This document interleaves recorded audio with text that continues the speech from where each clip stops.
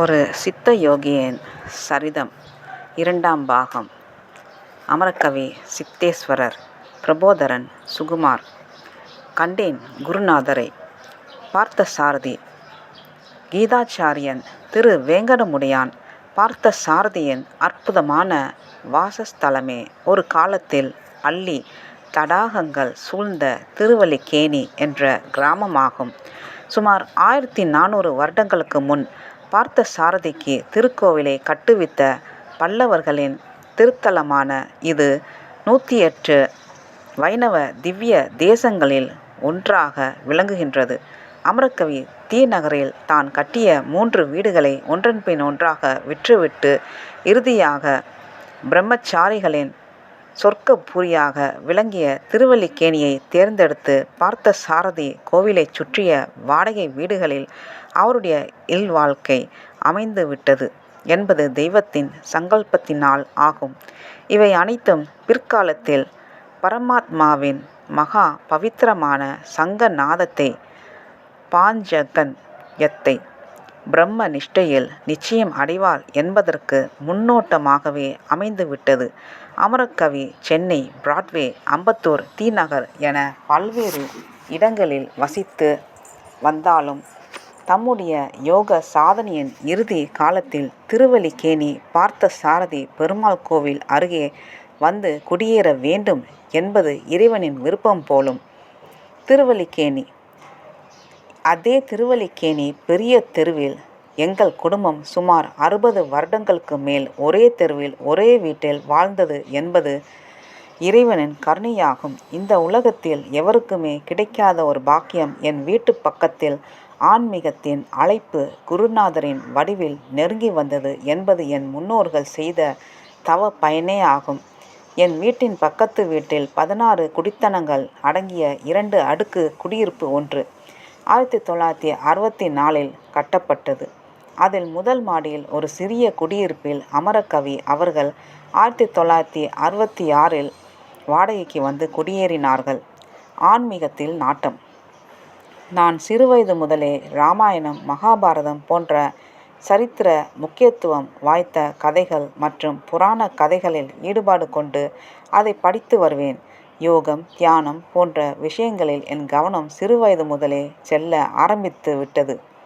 ஆரம்ப நாட்களில் அஷ்டாங்க யோகத்தின் ஆசனம், தியானம் போன்ற பயிற்சிகளில் சுய ஆர்வம் கொண்டு பயின்று வந்தேன். ஆனால் அதில் என் மனம் அதிக தூரம் செல்லவில்லை. அதன் பின் திருவண்ணாமலை பகவான் ரமணர் மற்றும் பாண்டிச்சேரி அரவிந்தர் என கொள்கைகளில் மேல் நாட்டம் செல்ல தொடங்கியது.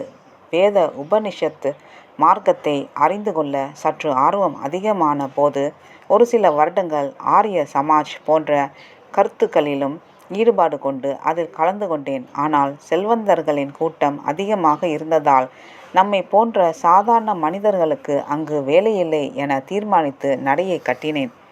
என்னுடைய பள்ளி படிப்பு காலத்தில் நான் மிகவும் சுமாராக படிக்கும் மாணவன். நான் ஒரு அறிவு திறமை பெற்ற புத்திசாலியோ அல்லது சிறந்த படிப்பாளியோ அல்ல. எனக்கு சிறுவயதில் சற்று பயந்த குணமும் கூச்ச சுபாவமும் அதிகம். ஆனால் எனக்கு சித்த யோக மார்க்கத்தின் மேலும் சித்தர்களின் மேல் குறிப்பாக பட்டினத்தார் பாடல்களில் விருப்பம் அதிகம். ஆனால் இதை எல்லாம் எனக்கு சொல்லித்தர ஒருவரும் கிடைக்கவில்லை. எந்த மார்க்கத்தில் எப்படி போவது என்றே எனக்கு தெரியவில்லை. புண்ணிய திருத்தலங்கள். ஆனால் எனக்கு பண்டைய கால தொன்மையான கோவில்களில் மேல் தனி கவனம் இருந்து வந்தது.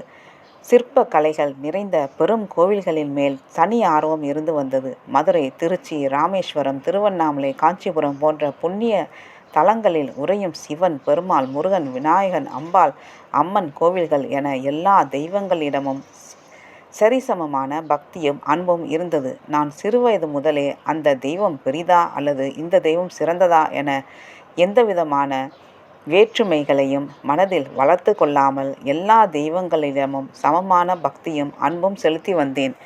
என்னுடைய பக்கத்து வீட்டில் 1966இல் அமரக்கவி சித்தேஸ்வரர் குடியிருந்து வந்தாலும் எனக்கு அவரை பற்றி ஒன்றும் அவ்வளவாக தெரியாது. எனக்கு நண்பர்களும் மிக குறைவு. அமரக்கவி ஒரு பணிவு ஓய்வு பெற்ற நபர் என்று மட்டுமே நான் அறிந்திருந்ததால் அவருடைய யோக சாதனைகளை பற்றியோ சித்த யோக மார்க்கத்தை பற்றியோ அவர் இயற்றி வரும் புத்தகங்கள் பற்றியோ எனக்கு ஒன்றுமே தெரியாது. 1982 வரை அவரை நான் பலமுறை தெருவில் நடந்து போவதையும் வருவதையும் பார்த்திருந்தாலும் அவரிடம் சென்று ஒரு வார்த்தை கூட நான் பேசியதில்லை, புன்சிரிப்பும் செய்ததில்லை. அமரக்கவியை ஒரு சாதாரண மனிதராக, பிற குடும்பஸ்தர்களின் ஒருவராகவே நான் கருதியிருந்தேன். தெலுங்கு மொழி பேசும் ஒரு ராவ் என்று அறிந்திருந்த நான் அவருடைய பட்டப்பெயரை எல்லாம் அப்போது அறிந்திருக்கவில்லை. என்னுடைய 20 வயதில் வேலை வாய்ப்புகளை தொடங்கிய நான் பல நிறுவனங்களில் சின்ன சின்ன வேலைகளில் அமர்ந்தேன். ஒரு இடத்திலும் எனக்கு நிரந்தர பணி என்பது கிடையாது. 2 மாதம் அல்லது 4 மாதம் என குறுகிய காலத்திலேயே வேலையை தொலைத்து விடுவேன். பல சர்வீஸ் கமிஷன்களில் தேர்வு எழுதியும் நான் எதிலும் தேர்ச்சி பெறவில்லை. இப்படியே என் வாழ்க்கை ஒரு விதமாக ஓடிக்கொண்டிருந்தது. ஆனால் நான் வீணாக ஊரை சுற்றி வராமல் ஆன்மீக தேடுதல்களில் தொடர்ந்து என் கவனத்தை செலுத்தி கொண்டே வந்தேன். தெய்வத்தின் அழைப்பு. இப்படி இருக்கையில் ஒரு நாள் 1981 மாலை வேளையில் சுமார் 4 மணி அளவில் என் வீட்டு வாசலில் தனியாக நின்று தெருவில் வருவோர் போவோரை வேடிக்கை பார்த்து கொண்டிருந்தேன். அப்போது என்னுடைய வயது 23. என் பக்கத்து வீட்டு வாசலில் அமரக்கவியும் வழக்கம் போல் நின்றிருந்தார். பின் என்னை நோக்கி ஒரு லேசான புன்னகையை புரிந்துவிட்டு என் வீட்டு வாசல் அருகே வந்து நின்றார். அமரக்கவிக்கு வயது 77க்கு மேல் இருக்கும். எனக்கு ஒரே ஆச்சரியமாக போய்விட்டது. இவரிடம் நமக்கு என்ன வேலை இருக்கப் போகிறது என்ற எண்ணத்தில் நானும் பதிலுக்கு ஒரு புன்சிரிப்பை உதிர்த்து பேசாமல் நின்று விட்டேன். என்னப்பா, சௌக்கியமா இருக்கியா என நலம் விசாரித்துவிட்டு சற்று மெல்லிய குரலில் என் காதருகே வந்து, அப்பா, நான் 2 யோக புத்தகங்களை எழுதியிருக்கிறேன். நீ உனக்கு சமயம் கிடைக்கும்போது என் வீட்டுக்கு வா, நான் எழுதியுள்ள யோக புத்தகங்களை உனக்கு காட்டுகிறேன் என்றார். எனக்கு ஒரே ஆச்சரியமாய் போய்விட்டது. போயும் இந்த ஓய்வு பெற்ற குடும்பஸ்தரா யோக புத்தகங்களை எழுதியிருப்பார்? யோக புத்தகங்களை எழுத வேண்டுமானால் அதற்கு எவ்வளவு ஞானம் இருக்க வேண்டும்? ஒருவேளை இவர் நம்மை ஏதாவது வேடிக்கை செய்ய நினைக்கிறாரா என்று என் மனதில் எண்ணங்கள் ஓடியது. ஆனால் நான் அவருக்கு எந்தவிதமான குதர்க்கமான பதிலையும் அளிக்காமல், அவசியம் வருகிறேன் ஐயா என்று மட்டும் பதில் கூறினேன். அத்துடன் அமரக்கவி அங்கிருந்து நகர்ந்து சென்று விட்டார். அமரக்கவியின் அன்பு. 2 நாட்கள் கழித்ததும் என் மனதில் அமரக்கவியின் அழைப்பு நெருடிக்கொண்டே இருந்தது. சரி, ஒரு முறை அவர் வீட்டிற்கு போய் பார்த்து பேசிவிட்டு வரலாம், அதனால் என்ன குறைந்து விடப் போகிறது என்ற எண்ணத்துடன் காலை 10 மணி அளவில் அமரக்கவியின் வீட்டிற்கு சென்றேன். அந்த குடியிருப்பில் என்னுடைய நண்பர்கள் சிலரை காண நான் அடிக்கடி சென்று வரும்போது அமரக்கவியின் இல்லத்தை தாண்டித்தான் சென்றாலும் ஒரு முறை கூட அவருடைய வீட்டில் எட்டி பார்த்தது கூட கிடையாது. அன்றுதான் முதலாக அவருடைய வீட்டிற்கு நான் அடியெடுத்து வைத்தேன். வீட்டில் இருந்த மாமி என்னை உள்ளே அன்புடன் அழைத்து உட்கார வைத்தார். அமரக்கவி ஒரு கட்டில் மேல் அமர்ந்திருந்தார்.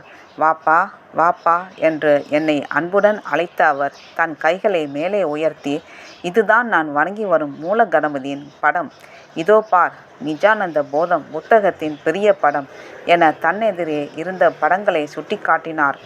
அமரக்கவியின் கனிவான பேச்சு என்னை மிகவும் கவர்ந்தது. அவர் என்னை பெருந்தன்மையுடன் நடத்திய விதம் எனக்கு ஆச்சரியத்தை அளித்தது. நானோ சின்ன பையன், அவரோ வயது முதிர்ந்தவர். என் மீது அன்பு கொண்டு ஆறுதலாக பேசியது எனக்கு அவர் மீது ஒரு தனி மதிப்பை வளர்த்து விட்டது. உலக ஞானம். மேலும் அவருடைய பட்டப்பெயரை நான் ஆச்சரியத்துடன் பார்த்தேன். அமரக்கவி என்று பெயர் யார் இவருக்கு அளித்திருப்பார்கள்? அல்லது இவரே தனக்கு தானே வைத்து கொண்டாரா என பலவிதமாக என் நினைவுகள் ஓடிக்கொண்டிருந்தன. சற்று நேரம் நான் மௌனமாக அவர் அருகே அமர்ந்திருந்தேன். அவரிடம் நான் யோகத்தை பற்றி எந்த கேள்வியும் கேட்கவில்லை, அல்லது அவருடைய சாதனைகள் எதையுமே நான் கேட்கவில்லை. ஆனால் என்னை அறியாமல் ஒரு சக்தி அவரிடம் ஈர்த்து கொண்டிருந்ததை உணர்ந்தேன். அப்பா, உனக்கு உலக ஞானம் என்ன என்பதை காலப்போக்கில் நான் விளக்குவேன். யோகத்தை பற்றி அறிந்து கொள்ளும் யோக்கியதை உன்னிடம் உள்ளது என்றார். அவர் கூறுவதை அமைதியாக கேட்டுக்கொண்டே வந்து பதில் ஏதும் கூறவில்லை. நான் மிகவும் கொடுத்து வைத்தவன் பிரபு, நான் தன்யனானேன் என்று என்னை அறியாமல் என் உள்ளம் அவருக்கு நன்றியை செலுத்தியது. நீ நேரம் கிடைக்கும் போதெல்லாம் வா, யோகத்தை பற்றி உனக்கு விளக்கி கூறுகிறேன் என்று பதில் கூறினார் அமரக்கவி. இவருக்கோ வயது முதிர்ந்து விட்டது. இனிமேல் இவர் நமக்கு யோகத்தை பற்றி புதியதாக என்ன சொல்லிவிடப் போகிறார் என என் மனதில் நான் அலட்சியமாக எண்ணிக்கொண்டிருந்தேன். சற்றென்று அமரக்கவியிடமிருந்து வந்த பதில் என்னை தூக்கி வாரி போட வைத்தது. அப்பா, கவலைப்படாதே, நான் இன்னும் 10, 12 வருடங்களுக்கு மேல் இந்த உலகத்தில் இருப்பேன் என கூறினார். என் மனதில் ஓடிக்கொண்டிருந்த எண்ணங்களை எப்படி இவர் புரிந்து கொண்டார் என எனக்கு ஒரே ஆச்சரியமாக போய்விட்டது. சுமார் 2 மணி நேரம் வரை அமரக்கவியின் அருகில் அமர்ந்திருந்து பொதுவான சில விஷயங்களை நேரம் போவதே தெரியாமல் பேசி பின்னர் விடை பெற்று கொண்டேன். அமரக்கவியின் என்னிடம் காட்டிய அன்பு என்னை நெகிழ வைத்தது. தொடக்க காலத்தில் அவர் யோகத்தை பற்றி விவரிக்கும்போது எனக்கு ஒன்றுமே புரியவில்லை. இவர் எந்த மார்க்கத்தை பற்றி கூறி வருகிறார் அல்லது எதை பற்றி நாம் புரிந்து கொள்வது என்று குழப்பம் மிகுந்திருந்தது. அவர் கூறுவது எனக்கு தொடக்க காலத்தில் புரியாவிட்டாலும் அவரிடம் எந்த குறுக்கு கேள்விகளை எழுப்பாமல் அமைதியாக உட்கார்ந்து அவர் பேசுவதை மட்டுமே கேட்பேன். கையில் வெண்ணெயை கையில் வைத்து கொண்டு நெய்க்கு அலைந்த கதை போல் என் பக்கத்து வீட்டிலேயே ஒரு பிரம்ம ஞானியை வைத்துக்கொண்டு ஊர் முழுவதும் யோகத்தை தேடிக்கொண்டு அலைந்த என் முட்டாள்தனத்தை நினைத்து நான் வெட்கப்பட்டேன். விபூதி அடிகளை நான் சிறுவயது முதலே நன்கு அறிவேன். விபூதி அடிகள் என் அண்ணனுடைய நண்பராக இருந்ததால் என் வீட்டிற்கு அடிக்கடி வந்து சென்று கொண்டிருந்தார். சிறுவயது முதலே நான் விபூதி அடிகளிடம் நன்கு பழகத் தொடங்கினேன். அவரிடம் இராமாயணம், மகாபாரதம் போன்ற கதைகளை விரும்பி கேட்பேன். அமரக்கவியின் இல்லத்திற்கு சென்றபோது விபூதி அடிகளும் அங்கு அமர்ந்து பல குறிப்புகளை எடுத்துக்கொண்டு அதை தட்டச்சு செய்து கொண்டு வந்து கொடுப்பார். இப்படியே எங்கள் இருவரின் நட்பும் அமரக்கவியின் வீட்டில் மிக நெருக்கமாக வளர்ந்தது.